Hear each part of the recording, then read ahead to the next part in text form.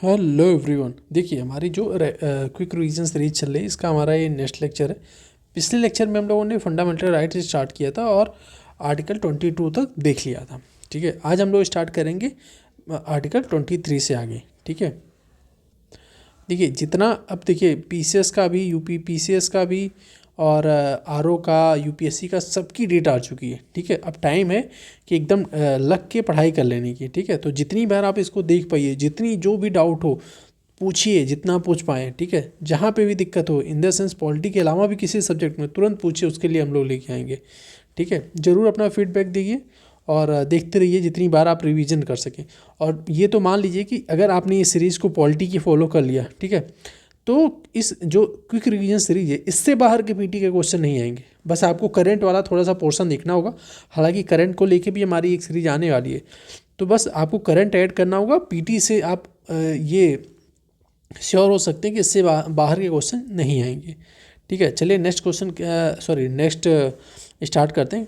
देखिए आर्टिकल 23-24 शोषण के विरुद्ध अधिकार। ठीक है, आर्टिकल 23 में क्या है कि मानव व्यापार एवं बलात् श्रम के निषेध। ठीक है, कि भाई ह्यूमन ट्रैफिकिंग नहीं होनी चाहिए, प्लस मानव की इच्छा के विरुद्ध उसको मतलब फोर्सफुली उसके काम नहीं लिया जा सकता। ठीक है, सबसे इंपॉर्टेंट चीज़ है कि ये जो अधिकार है ये नागरिक और गैर नागरिक दोनों को प्राप्त है। ठीक है, तो यहाँ पे ये क्वेश्चन बन जाता है कि केवल ये नागरिकों को प्राप्त है, तो नहीं, ये दोनों को प्राप्त है। ठीक है, कह रहा है कि यह अधिकार किसी व्यक्ति को राज्य या किसी अन्य व्यक्ति दोनों, ठीक है, वही जो फंडामेंटल राइट जिसके खिलाफ है या जिसके प्रोटेक्शन के लिए दिया गया वो सेम चीज़ यहाँ पे। अब 23 क्या कह रहा है कि राज्य को ये अधिकार देता है कि, अब जैसे कि देखिए ये जो चीज़ें हैं ये हर आर्टिकल में यूज होती हैं। ठीक है, कि भाई राज्य को ये अधिकार देता है कि वह सार्वजनिक उद्देश्यों के लिए अनिवार्य सेवा, जैसे कि सैन्य सेवा या सामाजिक सेवा आरोपित। अब जैसे कि भाई कोई कभी इमरजेंसी आ गई, सरकार ने कुछ कह दिया कि भाई वॉर हो गया, कुछ हो गया, तो आपको यहाँ पे लड़ना है या तो जाना, तो आप ये नहीं कह सकते कि यहाँ पे हमें बलात् श्रम लिया जा रहा है कि हमारा इच्छा नहीं है लड़ने की या कुछ नहीं,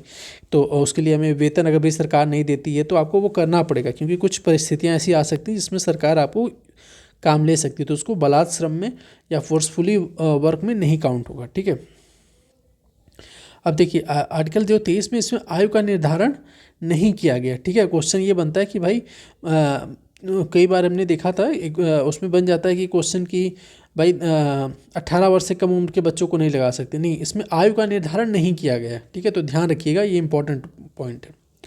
अब देखिए नेक्स्ट क्या कह रहे हैं कि मानव दुर्व्यापार से प्राय क्या है कि मतलब ह्यूमन ट्रैफिकिंग से पुरुषों, महिलाओं और बच्चों की वस्तुओं के समान खरीद या बिक्री, वेश्यावृत्ति सहित महिलाओं एवं बच्चों के साथ अनैतिक देह व्यापार या वही देवदासी प्रथा, इन सब पे मतलब वही ये व्यापार या ह्यूमन ट्रैफिकिंग नहीं की जा सकती है और कुछ अनैतिक कार्य नहीं कराया जा सकता। सिंपल सी आर्टिकल 24 क्या है कि कारखाने आदि में बालकों के नियोजन पर निषेध। ठीक है, कि भाई यहाँ पे देखिए आयु 14 वर्ष से कम आयु के बच्चों को फैक्ट्री, कारखाने या खतरनाक कार्य में नहीं लगाया जा सकता। ठीक है, अब यहाँ पे ये इंपॉर्टेंट ये है कि बाल अधिकार संरक्षण आयोग अधिनियम 2005 क्या कह रहा है कि बालकों के अधिकारों के संरक्षण के लिए राष्ट्रीय और राज्य स्तर पर, ठीक है, ध्यान रखना यहाँ पे राष्ट्रीय और राज्य स्तर पर बाल अधिकार संरक्षण आयोग और बाल अधिकारों के उल्लंघन या बालकों के साथ होने वाले अपराध की तीव्र विचरण, मतलब कि उनके खिलाफ कुछ भी अगर होता है तो उसको फास्ट ट्रैक कोर्ट नहीं स्थापित होती कि भाई जल्दी डिसीजन है, उसके लिए बाल न्यायालय की स्थापना का प्रावधान करता है। किसके थ्रू बाल न्यायालय की स्थापना का प्रावधान किया गया, तो बाल संरक्षण आयोग अधिनियम 2005 के थ्रू की गई है। ठीक है, ये क्वेश्चन बन सकता है। अब देखिए आर्टिकल 25 से 28 क्या है, धार्मिक स्वतंत्रता का अधिकार है। कई बार क्वेश्चन आपको देखिए पीटी अगर मतलब यूपी पीसीएस जो देने जा रहा है उसको तो भाई आर्टिकल याद ही होनी चाहिए, स्पेशली कि जैसे कि 14 से 18 तक किसका है, 19 से 22 किसका है, 23-24 किसका है, 25 से 28 किसका है, तो ऐसे हर आर्टिकल उसको पूरी मतलब एक एक आर्टिकल भी याद होनी चाहिए। स्पेशली 51 तक तो देख ही लेना चाहिए। ठीक है, स्पेशली क्योंकि यूपी पीसीएस में इन सब में प्लस आरओ होने वाला, इन सब में क्या होता है ये डायरेक्ट पूछ लेते हैं, या किसी भी हरियाणा पीसीएस होने वाला, एमपी पीसीएस, तो आर्टिकल डायरेक्ट पूछ लेते हैं उसमें। ठीक है, और यूपीएससी में तो कॉन्सेप्ट में ज़्यादातर क्वेश्चन आते हैं, तो जहाँ पे वो आते हैं वहाँ पे हम लोगों ने देख लिया, जैसे कि ये नागरिक गैर नागरिक को प्राप्त है कि उसमें दे देगा कि आयु का निर्धारण किया गया है यूपीएससी में, तो उससे जो कॉन्सेप्ट बेस आते हैं उसको भी हम लोग कवर कर रहे हैं, फैक्ट बेस तो यहाँ पे दे ही रहे हैं। देखिए आर्टिकल 25 क्या कह रहा है कि मैं सभी व्यक्तियों को अंतःकरण की स्वतंत्रता का और धर्म को अबाध रूप से मानने, आचरण करने और प्रचार करने का समान अधिकार प्रदान है। ठीक है, कि भाई सबको अपने धर्म के अनुसार फॉलो करने, उसको मानने, इन सब की स्वतंत्रता रहेगी। ठीक है, कह रहा है कि प्रचार प्रसार के अधिकार के अंतर्गत किसी व्यक्ति को, देखिए यहाँ पे एक क्वेश्चन है, ठीक है, बहुत बार पूछा गया है। ठीक है, आपने भी अगर PYQ वगैरह दिए होंगे या टेस्ट सीरीज लाए हो तो यहाँ से आपको क्वेश्चन मिलेगा। कह रहे हैं कि किसी को, देखिए यहाँ पे कह रहा है कि भाई सबको अपने धर्म का प्रचार करने, मानने, सबका अधिकार है, लेकिन आपको धर्मांतरण कराने या करने का अधिकार नहीं है। ठीक है, क्या किसी को फोर्सफुली या धर्मांतरण करा रहे हैं, तो ये अधिकार नहीं है। ठीक है, तो यहाँ से ये क्वेश्चन बनता है।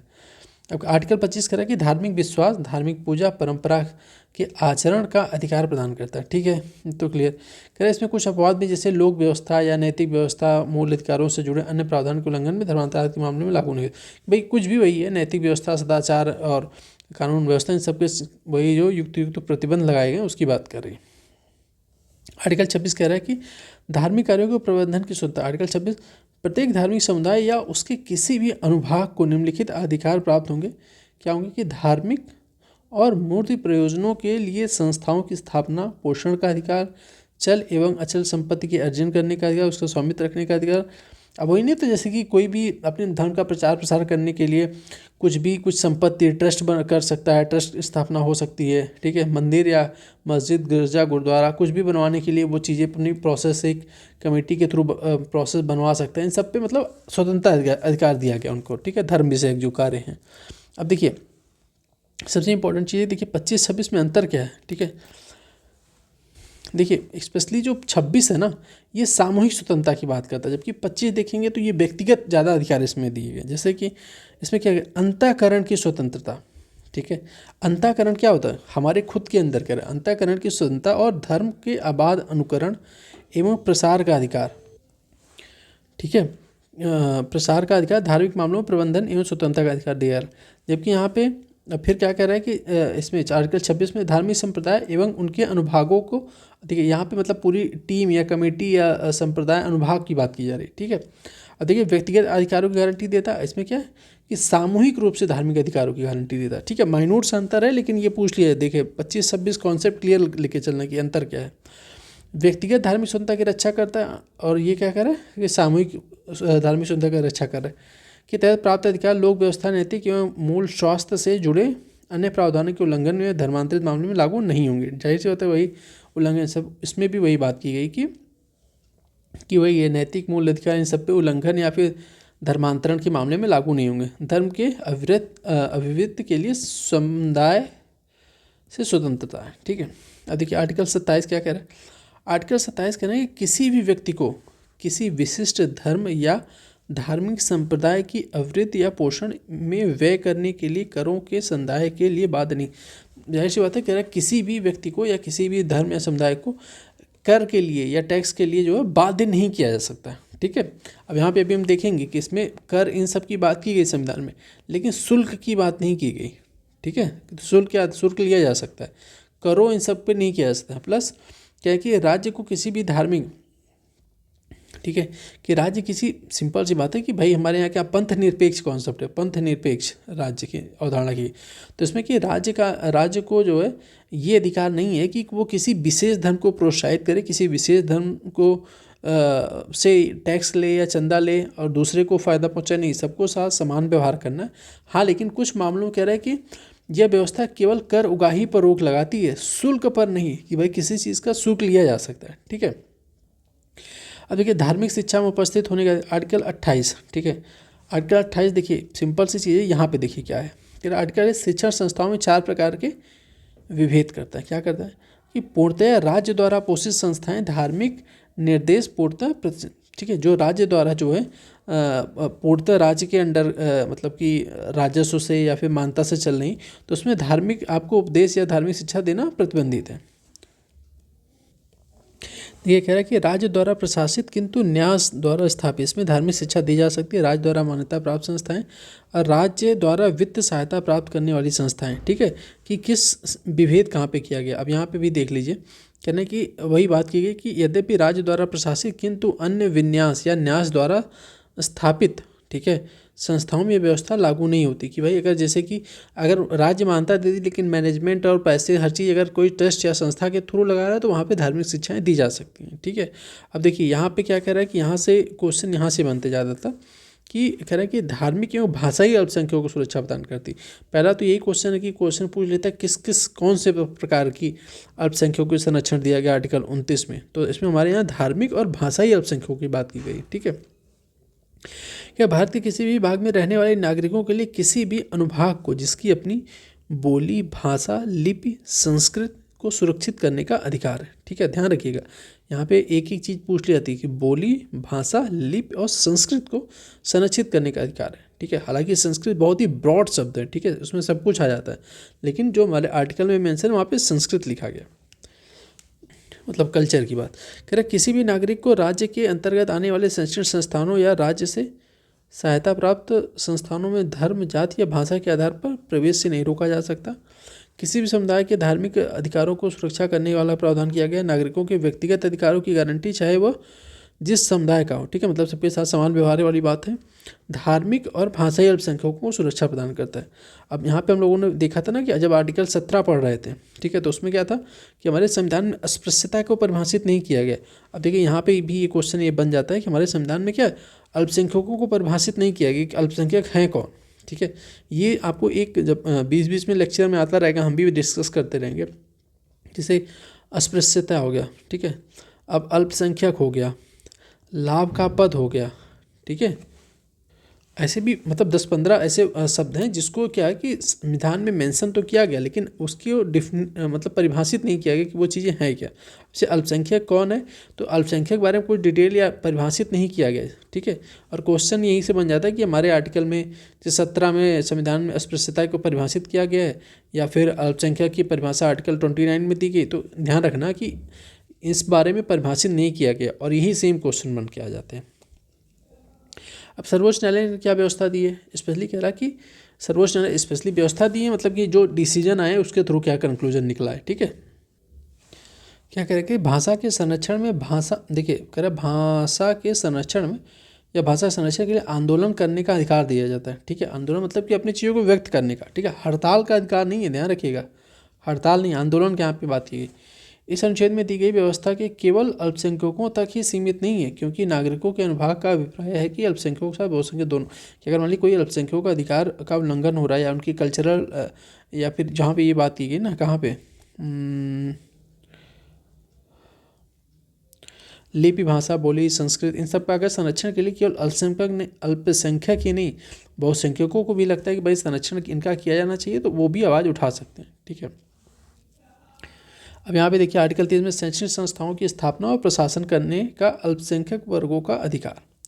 आर्टिकल 30 से अगर अल्पसंख्यक वर्ग, ठीक है, ध्यान रखिएगा हमारे यहाँ अल्पसंख्यक मतलब धार्मिक और भाषाई की बात यहाँ पे की गई आर्टिकल 30 में।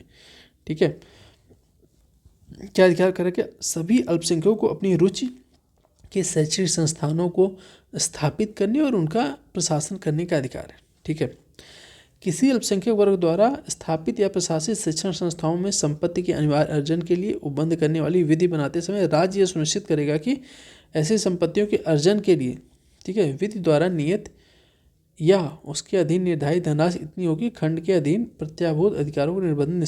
इसमें देखिए सिंपल सी बात करें कि जो भी अगर कुछ ऐसे नए डिसीजन आते हैं, ठीक है, कि अगर कोई सिंपल सी बात है कोई संस्था या कुछ स्थापित करने का तो अधिकार है उसको अपने हिसाब से मैनेज करने का, लेकिन इसमें ध्यान रखना है कि कोई नया लॉ, कानून या कुछ भी ऐसा आता है तो उसके लिए राज्य सरकार जो है कुछ चीज़ें सुनिश्चित करेगी।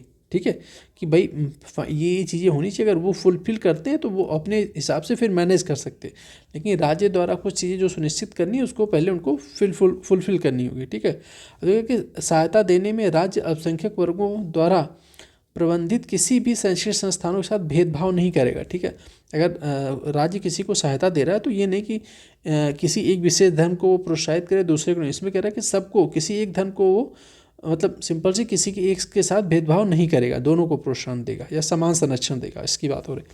आर्टिकल 30 क्या कह रहा है कि के तहत सुरक्षा की गारंटी केवल अल्पसंख्यक, ठीक है, यहाँ पे ध्यान है केवल अल्पसंख्यक मतलब धार्मिक और भाषाई तक ही सीमित है। ठीक है, ये क्वेश्चन बहुत बार आता है। आर्टिकल 30 में अल्पसंख्यक वही धार्मिक भाषाई की सुरक्षा के विस्तार में नागरिकों को किसी भी अनुभाग कि मतलब इसी में दिए गए किसी और अनुभाग में नहीं, आर्टिकल धार्मिक और भाषाई के बारे में बात की गई। अब देखिए आर्टिकल 32 तो सबको पता है कि क्या है, संवैधानिक उपचारों का अधिकार। आर्टिकल 32 क्या कह रहा है कि इसके अंतर्गत नागरिकों के मूल अधिकारों के प्रवर्तन हेतु संवैधानिक उपचारों का अधिकार प्रदान किया गया। यह अधिकार वही है, संविधान के आधारभूत ढांचे का हिस्सा है। ठीक है, इसको आर्टिकल 32 को बेसिक स्ट्रक्चर माना गया है। ठीक है, आप कमेंट बॉक्स में बताइए बेसिक स्ट्रक्चर अभी हम लोगों ने 1-2 लेक्चर पहले देखा था कि किस डिसीजन के थ्रू या किस निर्णय के थ्रू कोर्ट के बेसिक स्ट्रक्चर या मूलभूत आधार संरचना का कॉन्सेप्ट आया था। ठीक है, वही उच्चतम न्यायालय इसके संरक्षण के लिए कार्य करेगी। अम्बेडकर ने क्या कहा था? अम्बेडकर जी ने कहा था आर्टिकल 32 के बिना संविधान अर्थविहीन कहा है और ये संविधान की क्या आत्मा और हृदय कहा गया। ठीक है, स्पेशली स्टेट पीसीएसओ में ये क्वेश्चन डायरेक्ट बन जाते हैं कि किसको कहते हैं। आर्टिकल 32 के प्रावधान क्या है? ठीक है, सिंपल सी बात है कि इसमें आप मूल अधिकारों फंडामेंटल राइट का उल्लंघन होने पे आप सीधे क्या कर सकते हैं? सुप्रीम कोर्ट जा सकते हैं। ठीक है, और सुप्रीम कोर्ट उसके उल्लंघन के लिए रोकने के लिए रिट जारी कर सकती है। ठीक है, अब देखिए रिट जारी करने का, अब यहाँ पे सर्वोच्च न्यायालय का आर्टिकल 32 को डिटेल में देख लेते हैं। अब कह रहे हैं कि क्या कह रहे हैं कि भाई आर्टिकल 32 जो है के अंतर्गत मूल अधिकारों हेतु रिट जारी करना सर्वोच्च न्यायालय का प्राथमिक क्षेत्राधिकार है। ठीक है, कि भाई जो मूल अधिकारों का उल्लंघन होगा तो सर्वोच्च न्यायालय उसके समय रिट जारी कर सकते हैं। रिट क्या होती है देख लेते हैं। अभी कह रहा है कि ये प्राथमिक क्षेत्राधिकार है, अन्य नहीं, मतलब कि केवल इसी के पास चीज़ें नहीं है इसका। भाई प्राथमिक या प्राइमरी के थ्रू अगर आपका उल्लंघन हो तो आप जा सकते हैं, अन्य नहीं। अन्य क्या है अभी देख लेते हैं। अभी क्योंकि आर्टिकल 32 के थ्रू आप सुप्रीम कोर्ट जा सकते हैं, लेकिन आर्टिकल 226 के थ्रू क्या कर सकते हैं? हाई कोर्ट जा सकते हैं। और हाई कोर्ट के पास आप देखेंगे तो सुप्रीम कोर्ट से ज़्यादा जो है चीज़ों रिट जारी करने का अधिकार किसको है? हाई कोर्ट को है। अभी देख लेते हैं कौन कौन सी। ठीक है, देखिए इसमें डिटेल में कह रहा है कि वादी उच्च न्यायालय भी जा सकता है। वही बात है, केवल मौलिक अधिकारों का उल्लंघन के लिए जा सकता है। क्षेत्राधिकार उच्च न्यायालय में विस्तृत है। सर्वोच्च न्यायालय द्वारा रिट जारी करने से मना नहीं कर सकती। ठीक है, इस प्रकार ये मौलिक अधिकार मना नहीं कर सकती क्योंकि ये फंडामेंटल राइट्स में दिया गया है। ठीक है, अब कह रहा है कि 226 मूल अधिकारों व अन्य विषयों पर रिट जारी, क्योंकि क्या है कि इसमें इसलिए कहा जाता है कि भाई सर्वोच्च न्यायालय क्या है कि मूल जो फंडामेंटल राइट्स के उल्लंघन पे ही केवल रिट जारी कर सकती है, लेकिन हाई कोर्ट क्या कर सकती? मूल अधिकारों के अलावा भी अगर किसी चीज़ का उल्लंघन हो रहा है, मूल अधिकार के अलावा भी कोई अधिकार आपका उल्लंघन हो रहा है तो वो उस पर भी रिट जारी करने का उसका अधिकार है, कर सकती है। जबकि सुप्रीम कोर्ट क्या है, केवल आपकी फंडामेंटल राइट्स के वायलेशन पे रिट जारी कर सकती है। ठीक है, देखिए उच्च न्यायालय अन्य और प्राथमिक क्षेत्राधिकार। ठीक है, कानून एवं संवैधानिक अधिकार और परंपरागत। ठीक है, विस्तृत रिट अधिकार है। इसका क्षेत्राधिकार संकीर्ण केवल राज्य की सीमा तक है। हाँ, ये ध्यान रखना कि भाई राज्य की सीमा तक है इसका, क्योंकि हर राज्य में देखिए हाई कोर्ट होता ही है लगभग हर, हालांकि बहुत जगह 2 का 1 है, लेकिन वही जो होता है कि राज्य का जो डिफाइन होता है कि उसकी जो एरिया बाउंड्री निर्धारित की जा सकती है, कर दी जाती है, तो उसी में वो अपना लागू कर सकता है या रिट जारी कर सकता है। या रिट जारी करने से मना नहीं कर सकता, ये मना कर सकता है, सुप्रीम कोर्ट नहीं मना कर सकता। ध्यान रखिएगा, हाँ इंपॉर्टेंट है। सुप्रीम कोर्ट रिट जारी करने से मना नहीं कर सकता, क्योंकि यही फंडामेंटल राइट्स है आर्टिकल 32, तो आप सुप्रीम कोर्ट जा सकते हैं। और ये रिट जारी करने से मना कर सकता है कौन? High court. अगर हाई कोर्ट मना कर देते तो आप सुप्रीम कोर्ट जा सकते हैं। ठीक है, अब देखिए रिट के प्रकार। उच्चतम न्यायालय और उच्च न्यायालय रिट जारी कर सकते हैं। ये रिट क्या है? बंदी, प्रत्यक्षीकरण, परमादेश, प्रतिषेध, उत्प्रेषण, अधिकार परीक्षा। 1, 2, 3, 4, 5 कई बार पूछ लेता है कि कितने प्रकार की रिट जारी की जा सकती है, तो ये भी ध्यान रखिएगा। ठीक है, अब कह रहा है कि ये क्या रिट जारी करने का ये ब्रिटिश कानून से ली गई है। इसे जो है क्या कहते हैं, इसको न्याय का झरना या कहते हैं, या ऐसे करके विशेषाधिकार रिट एवं न्याय का झरना कहते हैं। तो कभी बार देख लीजिए, हल्का सा कभी पूछने की चांस रहता है। अब देखिए बंदी प्रत्यक्षीकरण क्या होता है? सशरीर उपस्थित या ठीक है, इसमें सशरीर हमारे समक्ष प्रस्तुत करना। ठीक है, आप अगर आप शॉर्ट नोट्स बना रहे हो तो यही बस बंदीकरण लिखिए, इसको लिखिए। इसका मतलब यही होता है कि अगर किसी को गैर कानूनी तरीके से हिरासत में लिया गया है, ठीक है, या फिर जो होती है भाई 24 घंटे का मजिस्ट्रेट के समक्ष आपको प्रस्तुत करना, अगर ये सब प्रोसेस नहीं हुआ है, ठीक है, गैर कानूनी चीज़ें हो रही, तो सुप्रीम कोर्ट उसको, जिसको गिरफ्तार किया गया बंदी को, न्यायाधीश के सामने उपस्थित करने का आदेश जारी कर सकता है या रिट जारी कर सकता है। ठीक है, इसका बंदी प्रत्यक्षीकरण हो गया। अब कह रहा परम आदेश, यह रिट गतिविधि। ठीक है, आपको इसमें देखिए ये आप याद रखिएगा, आपको हो जाएगा। परम आदेश मतलब हम आदेश देते हैं, इसका मतलब क्या है कि यह रिट गतिविधियों को निर्देशित करती है। गतिविधियों मतलब कि कोई कार्य हो रहा है उसको ये क्या कर रही है? निर्देशित कर रही है। जिसे न्यायालय द्वारा सार्वजनिक अधिकारी को, ठीक है ध्यान रखिए, सार्वजनिक अधिकारी को जारी किया जा सकता है कि वह उस कार्य को करे जो उसका क्षेत्राधिकार है। अगर कोई कह देता है कि भाई कोई सार्वजनिक अधिकारी है कि वो अपने क्षेत्राधिकार से बाहर काम कर रहा है, तो आप उसके जा सकते हैं सुप्रीम कोर्ट। सुप्रीम कोर्ट उसको रिट जारी कर सकता है परमादेश के थ्रू कि आप वही काम करिए जो आपके अंडर में, आपके क्षेत्राधिकार में, ठीक है। अब कह रहे हैं कि किसी भी सार्वजनिक निकाय, मतलब वही है कि सार्वजनिक निकाय, निगम, अधीनस्थ न्यायालयों, प्राधिकरण या सरकार के विरुद्ध समान उद्देश्य के लिए जारी की जा सकती है। किसके? इन लोग के खिलाफ जारी की जा सकती है। कौन सा? परमादेश वाला रिट जो है। यह रिट किसी भी निजी व्यक्ति या निकाय के विरुद्ध, देखिए यहाँ पे बहुत ही इंपॉर्टेंट है क्योंकि यहाँ पे पहले ही यहाँ पे बात कर दी गई ना, कहाँ पे रुके, कि सार्वजनिक अधिकारी को जारी किया जा सकता है, ठीक है। अब यहाँ पे क्या करें, कह रहा है कि यह रिट किसी निजी या निकाय के विरुद्ध गैर मतलब संवैधानिक विभागों, कर्तव्य, विवेकाधिकार, दायित्व, राष्ट्रपति, राज्यपाल के विरुद्ध, उच्च न्यायालय के मुख्य न्यायाधीश जो कि न्यायिक क्षमता में कार्यरत है के विरुद्ध जारी नहीं की जा सकती। ध्यान रखिएगा, ठीक है। तो सार्वजनिक के खिलाफ जारी की जा सकती है, प्लस जो निजी हैं, प्लस ये देखिए राज्यपाल, राष्ट्रपति हो गया या फिर कोई उच्च न्यायालय के न्यायाधीश से, तो उसके विरुद्ध ये जारी नहीं की जा सकती। प्रतिशोध मतलब रोकना, ठीक है। नेक्स्ट है प्रतिशोध, मतलब रोकना या मना करना, ठीक है। नाम से ही रोकना क्या है कि यह रिट उच्च न्यायालय द्वारा अधीनस्थ न्यायालयों, उच्च न्यायालय द्वारा अधीनस्थ न्यायालयों, न्याय क्षेत्र से उच्च न्यायिक कार्यों को रोकने के लिए केवल न्यायिक और अर्ध न्यायिक प्राधिकरणों के विरुद्ध जारी किया जा सकती है, ठीक है। सिंपल सी चीज़ है कि भाई जिसकी ये उच्च न्यायालय जारी कर सकता है, जो उसके अंडर है, अगर वो अपने न्यायिक क्षेत्र से जाके बाहर काम करे तो उसको लिए ये जारी कर सकता है, रोक सकता है, ठीक है। अभी क्या, यह प्रशासनिक प्राधिकरणों, विधायी निकायों, निजी व्यक्तियों और निकायों के लिए उपलब्ध नहीं है। उत्प्रेषण मतलब प्रमाणित होना या सूचना देना, ठीक है। कुछ क्लीन कर देता है। देखिए इसमें ये है कि भाई अगर कोई डिसीजन पेंडिंग है या निर्णय से संबंधित, तो उसमें क्या है, प्रमाणित करने या सूचना, उसके बारे में कोर्ट स्टेटस लेके उसको स्थानांतरण भी कर सकता है, उसके बारे में डिसीजन ले सकता है। इसमें यही कह रहे हैं, उच्च न्यायालय द्वारा अधीनस्थ न्यायालयों को या अधिकरणों को या लंबित मामलों के स्थानांतरण को सीधे या पत्र जारी कर सूचित किया जाता है, ठीक है। कि भाई स्टेटस जान सकता है कि क्या है, ये निवारक और सहायता दोनों हो सकती है, ठीक है।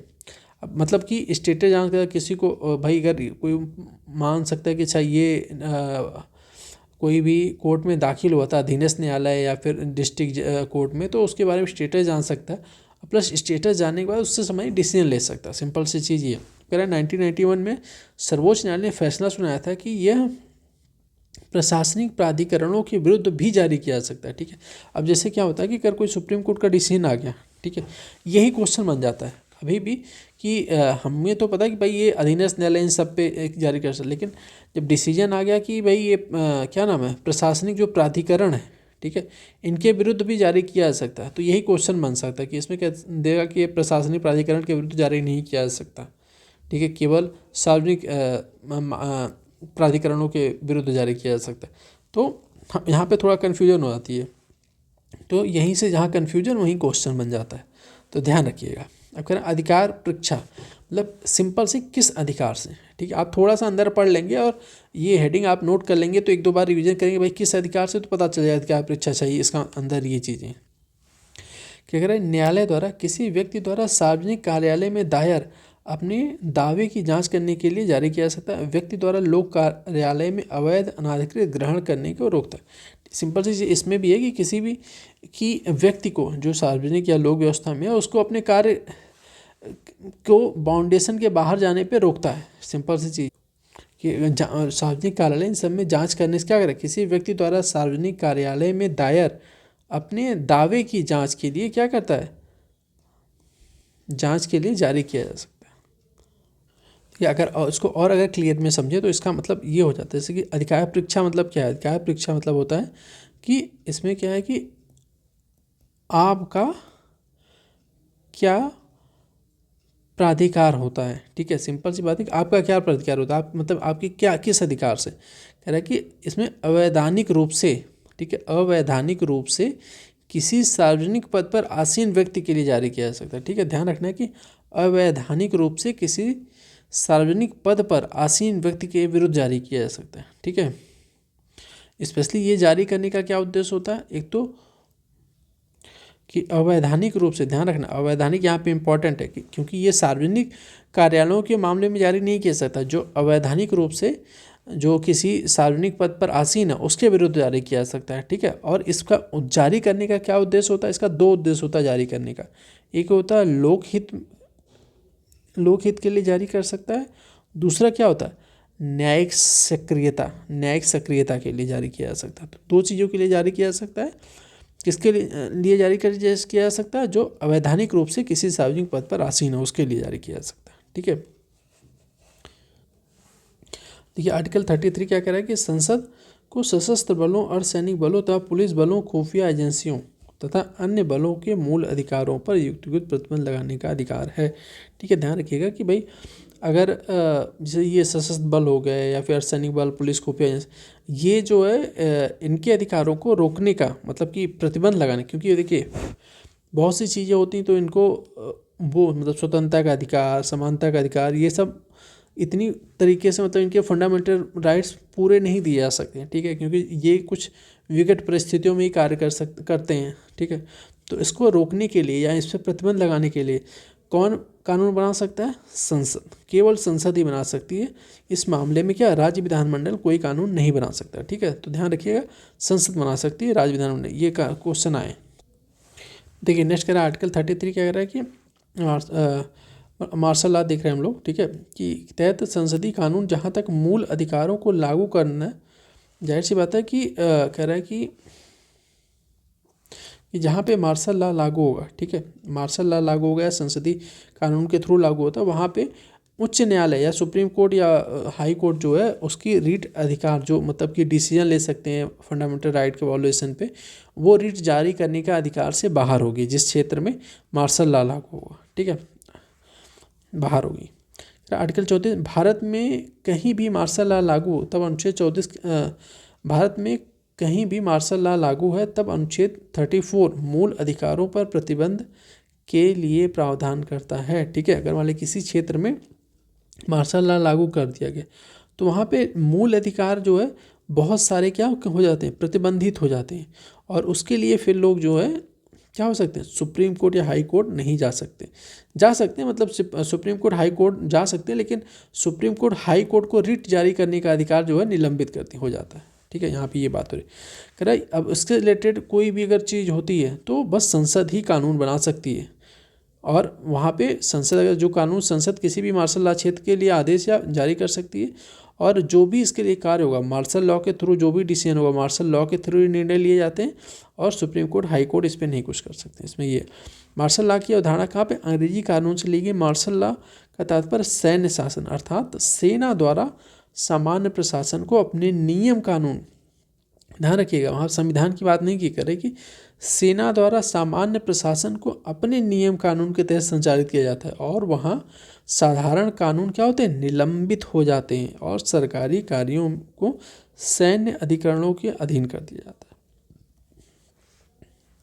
ठीक है, अब देखिए ये इंपॉर्टेंट है, मार्शल लॉ या सैन्य शासन घोषित होने पर संविधान में किसी विशेष प्राधिकरण की व्यवस्था नहीं है। आर्टिकल 34 के तहत किसी भी क्षेत्र में मार्शल लॉ घोषित किया जा सकता है। ठीक है, 35 क्या कह रहा है, कुछ विशेष मूल अधिकारों को प्रभावी करने के लिए केवल, अब जैसे कि कहीं पे मार्शल लॉ लागू हो गए, ठीक है, तो अगर कोई कुछ मूल अधिकारों को वहाँ पे लोगों को देना है तो उसके लिए केवल जो है संसद कानून बना सकती है, राज्य विधानमंडल को इसके लिए कानून बनाने की शक्ति नहीं है। ठीक है, अगर कुछ फंडामेंटल राइट्स लोगों को देना है तो संसद कानून बनाएगी, राज्य नहीं। इसमें कह रहा है कि यह प्रावधान सुनिश्चित करता है कि भारत में मूल अधिकारों और दंड व उनके प्रकारों में एकता है। ठीक है, कि भाई अगर मूल अधिकार और उसके समय जो दंड दिए जा रहे हैं उसमें क्या एकता है, वो हर चीज़ सिंपल सी चीज़ है। जहाँ पे मार्शल लॉ लागू होता है वहाँ पे लोगों के मौलिक अधिकार खत्म कर मतलब निलंबित हो जाते हैं। ठीक है, स्पेशली निलंबित इसलिए हो जाएंगे अगर उनका वायलेशन भी होता है, तो उसके लिए आप हाई कोर्ट, सुप्रीम कोर्ट के जो अधिकार है रिट जारी करने का वो निलंबित कर दिया जाता है। ठीक है, यहाँ पे ये ध्यान रखिएगा कि उसकी जो क्रियान्वयन होती है, मतलब आर्टिकल 226 कर सकते हैं या 32 कर सकते हैं, वो निलंबन हो जाता है कि सुप्रीम कोर्ट, हाई कोर्ट उसके लिए आपको कोई कुछ जारी नहीं कर सकते हैं। और जो भी वहाँ पे शासन संचालन नियम कानून होते हैं वो मार्शल सैन्य कानून के थ्रू ही होते हैं। और इससे संबंधित कानून बनाने की शक्ति किसके पास? संसद के पास है। और अब जैसे कुछ रोजगार, अब वहाँ पे वही है, एक एक चीज़ कहना है कि भाई अनुच्छेद 16 का भी वहाँ वायलेशन हो सकता है, आर्टिकल क्या नाम है, समानता का अधिकार भी उसमें ख़त्म किया जा सकता है। तो हर चीज़ के कुछ रोजगार या नियुक्तियों के लिए निवास की व्यवस्था की जा सकती है कि इसके लिए यहाँ पे इस निवास का होना अनिवार्य किया जा सकता है, या कुछ ऐसे बनाया जा सकती कह रहा है उच्चतम उच्च न्यायालय को छोड़कर अन्य न्यायालयों को मूल अधिकार के निर्देश, आदेश, रिट जारी करने के लिए सशक्त बनाता है आर्टिकल 32। ठीक है, ये सब चीज़ें हम देख लिए थे। इसमें कह रहा है कि सशस्त्र बलों को ये प्रतिबंध लगाता है आर्टिकल 33।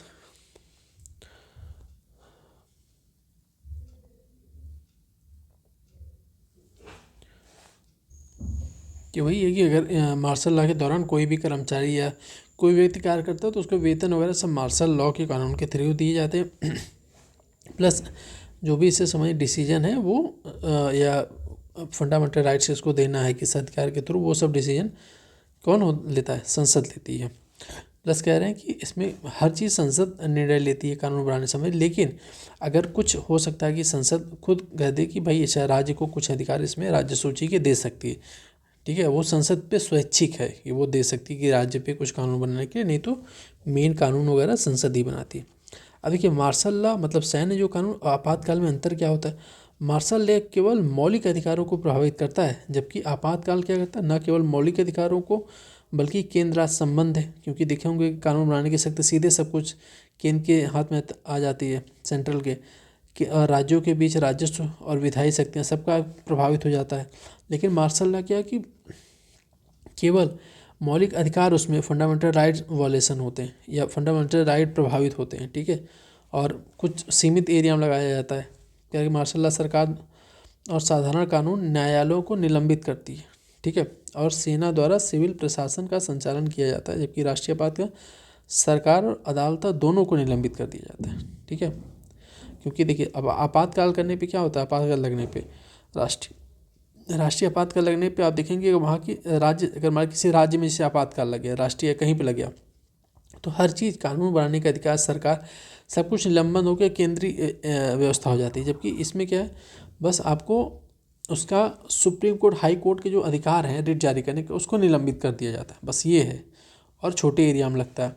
किसी भी क्षेत्र में कानून व्यवस्था को सुधारने हेतु मार्शल लॉ को लागू किया जाता है जो कि किसी कारण अव्यवस्थित हो गई है। ठीक है, कहीं पे अगर कुछ भी कानून व्यवस्था हो, जैसे कि आप देखेंगे कुछ टाइम पहले जम्मू कश्मीर में हो गया, अब मणिपुर हो गया, नागालैंड, नॉर्थ ईस्ट वाले एरिया में हो, तो जहाँ पे कुछ शासन व्यवस्था या कुछ छोटे शॉर्ट टाइम पीरियड के लिए क्या हो गया कि वहाँ पे शांति व्यवस्था या शासन व्यवस्था खराब हो गई, तो बस छोटे टाइम के लिए मार्शल लॉ लगाया जाता है। जैसे वो चीज़ें सामान्य होती है फिर हटा लिया जाता है। जबकि आपातकाल केवल 3 आधारों पर लगाया जा सकता है, किसमें?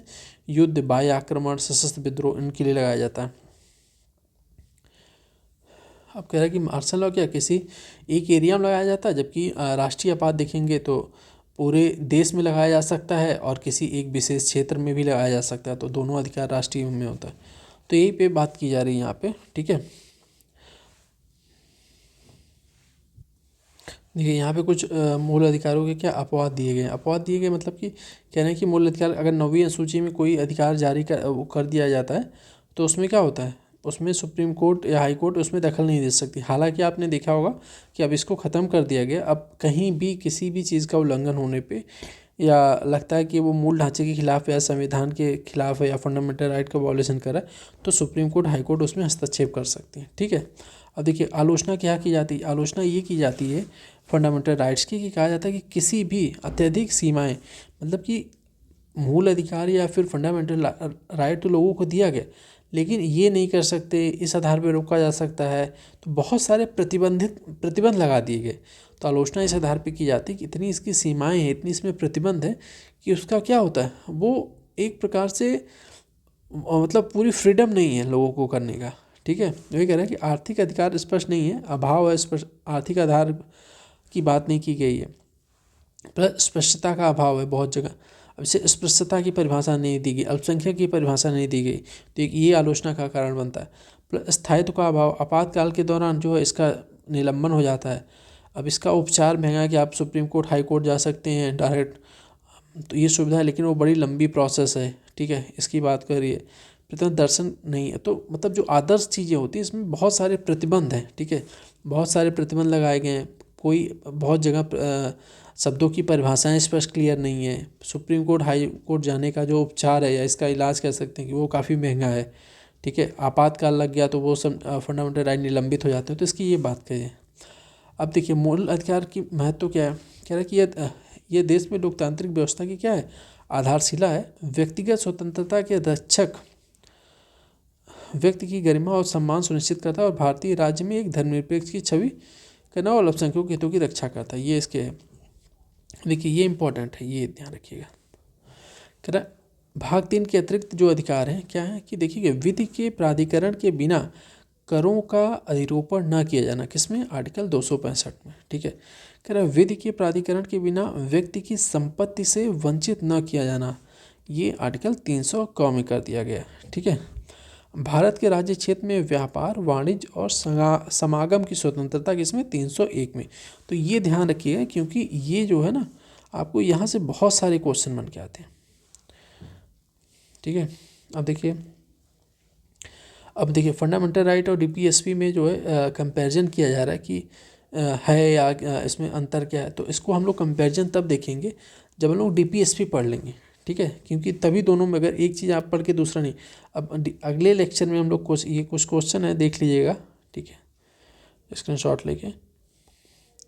अगले जो हमारी कोशिश रहेगी नेक्स्ट चैप्टर में हम लोग अभी लाइन टू लाइन ना पढ़ के बस उसका जिस्ट निकाल के पढ़ने की कोशिश करेंगे और वीडियो की लेंथ थोड़ी सी और लंबी कोशिश करेंगे, 1 आवर्स के आसपास जाए, ठीक है।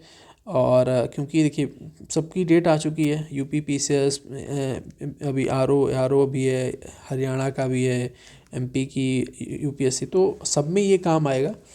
तो उस हिसाब से थोड़ी सी हम लोग जल्दी इसको ख़त्म करके नया सब्जेक्ट स्टार्ट करने की कोशिश करेंगे।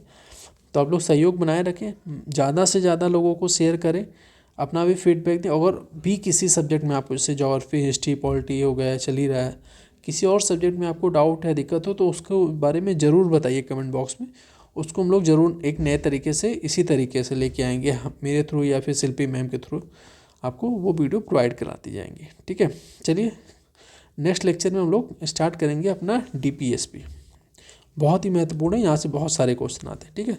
चलिए मिलते हैं नेक्स्ट लेक्चर में, तब तक के लिए धन्यवाद।